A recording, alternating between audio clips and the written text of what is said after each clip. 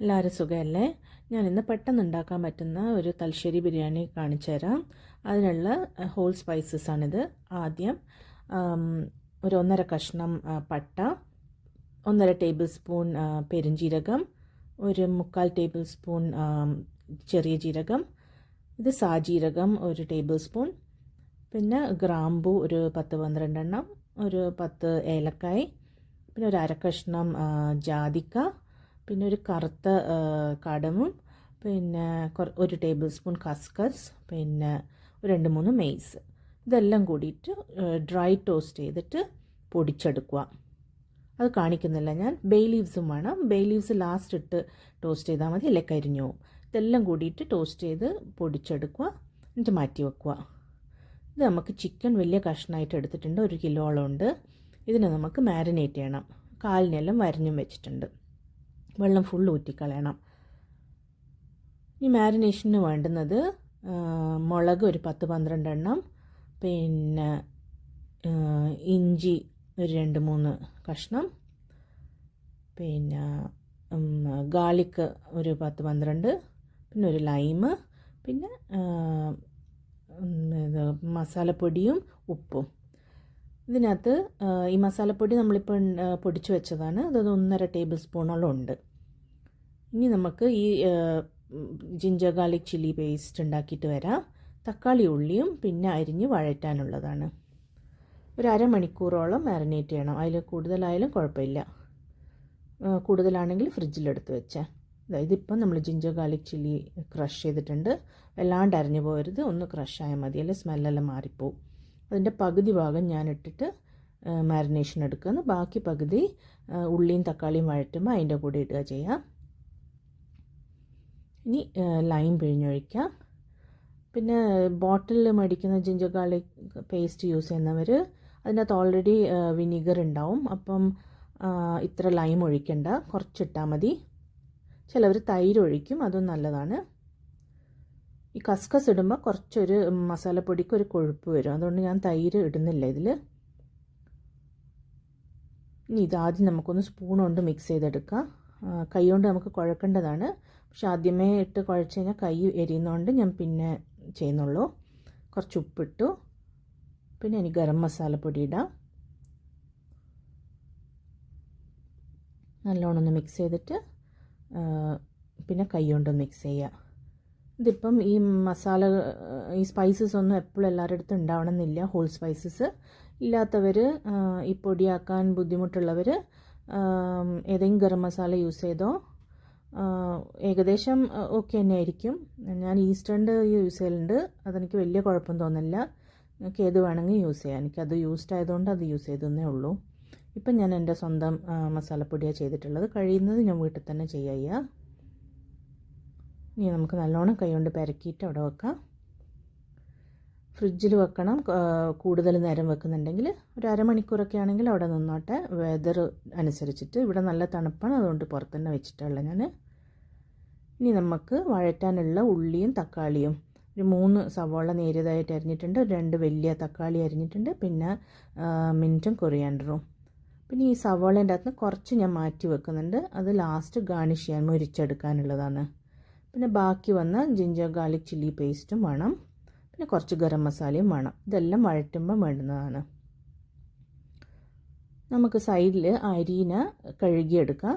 ഇതൊരു 3 കപ്പ് കൈമ റൈസാണ് എടുത്തിട്ടുള്ളത്. കൈമ അല്ല, ജീരകശാല. ഈ തലശ്ശേരി ബിരിയാണിക്ക് ഈ റൈസ് തന്നെ യൂസ് ചെയ്യണം. വലിയ റൈസ് കൊള്ളൂല, നീണ്ട ബാസ്മതി കൊള്ളൂല. അപ്പോൾ ഇത് ഞാൻ കഴുകി ഡ്രെയിൻ ചെയ്യാൻ വെച്ചിട്ടുണ്ട്. അതാവുമ്പോഴത്തേക്ക് നമുക്ക് ഉള്ളി വഴറ്റാൻ തുടങ്ങാം. ഈ ഉള്ളി വഴറ്റുന്നതാണ് കുറേ ടൈം കൺസ്യൂമിങ് ആയിട്ടുള്ളത്.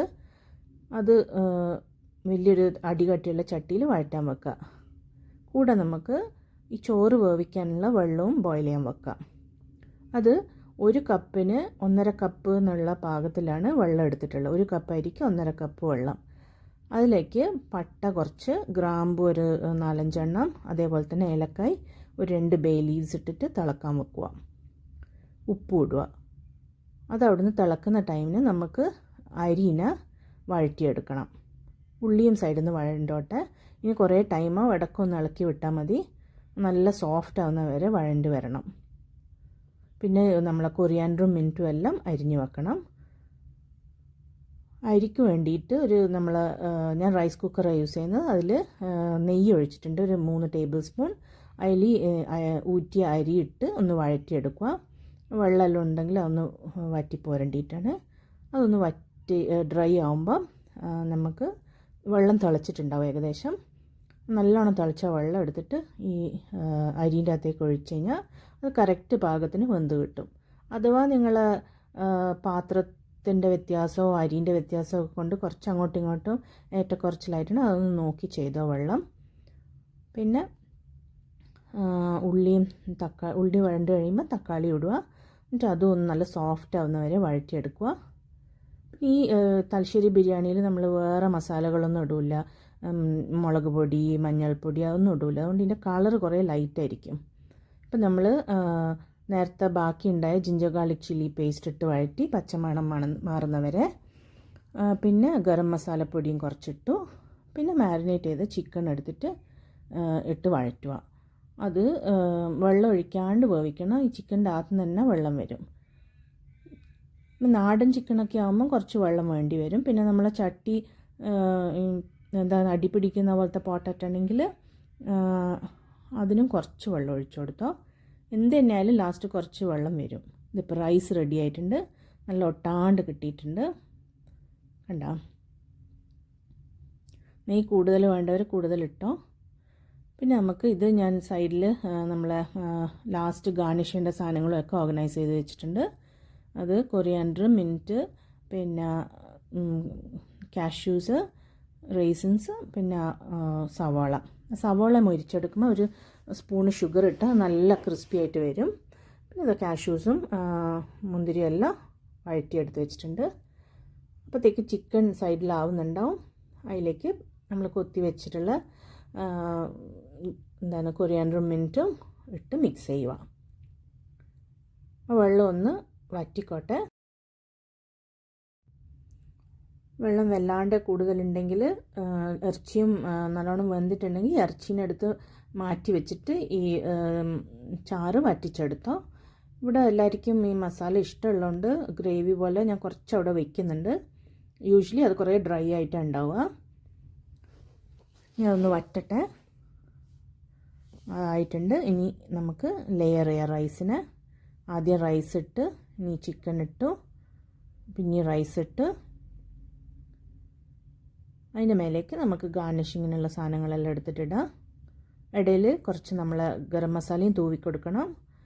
കാഷ്യൂസ്, മറ്റേ മുന്തിരി, വറുത്ത സവാള, പിന്നെ കൊറിയാൻഡർ മിൻറ്റ്, കുറച്ച് ഗരം മസാല അങ്ങനെ ഇട്ടിട്ട് കൊടുക്കുക. ഇനി അത് നമുക്കൊന്ന് ബേക്ക് ചെയ്യുന്ന രൂപത്തിലാക്കാം. ഒരുപാട് ബേക്ക് ചെയ്യല്ല, ഒന്ന് ദമ്മിടുന്നതിന് പകരം ഒന്ന് അവനിൽ എടുത്ത് വയ്ക്കുക. നല്ലോണം അലുമിനിയം ഫോയിൽ ഇട്ടിട്ട് ഒരു ഹെവി ലിഡും ഇട്ടിട്ട് കുറച്ച് നേരം ഒരു 10 മിനിറ്റ് അവനിൽ വയ്ക്കാം. ഒരു 200 ഡിഗ്രീസിൽ ഞാൻ പ്രീ ഹീറ്റ് ചെയ്തിട്ടുള്ളതാണ്. തുറക്കുമ്പോൾ നന്നായിട്ട് വരും. ലീവ്സൊക്കെ കുറച്ചും കൂടെ നിങ്ങൾക്ക് ഡാർക്ക് ആവണമെന്നുണ്ടെങ്കിൽ കുറച്ച് നേരം കൂടെ അവനിൽ വെച്ചാൽ മതി. അപ്പോഴത്തേക്ക് എല്ലാം പിടിച്ച് നല്ല സ്മെല്ലായിട്ടുണ്ടാവും. ഇതൊരു സ്പീഡിൽ ചെയ്യാൻ പറ്റുന്ന തലശ്ശേരി ബിരിയാണി ട്രൈ ചെയ്ത് നോക്ക്.